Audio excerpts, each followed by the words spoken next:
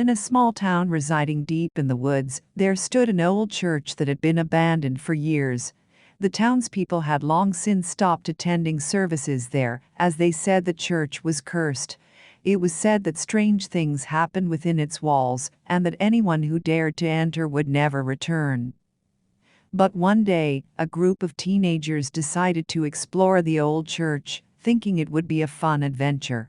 They crept up to the church at night, armed with flashlights and their bravado. As they stepped inside, they were immediately greeted by an eerie silence, broken only by the sound of their footsteps. The teenagers wandered through the dimly lit church, their flashlights casting long shadows on the walls. Suddenly, one of them let out a blood-curdling scream.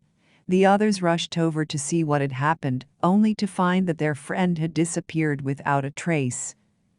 As they searched for their missing friend, they began to notice that the church was not as empty as they had thought. Strange figures seemed to flit just out of sight, and a feeling of dread hung heavy in the air.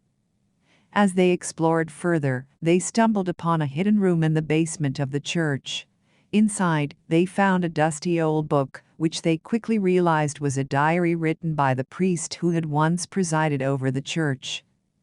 As they read through the diary, they learned that the priest had been performing dark rituals in the church, using the power of the supernatural to control the town's population.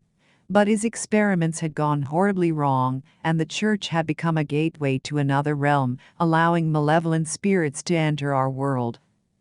As they tried to leave the church, they found that the door was locked tight, and they were trapped inside with the malevolent spirits. They could hear the creatures closing in on them, their whispers echoing through the darkened halls. In the end, none of the teenagers were ever seen again. The church remained empty, a silent monument to the horrors that had taken place within its walls. And the townspeople knew to never venture near it, for fear that they too would be lost to the darkness.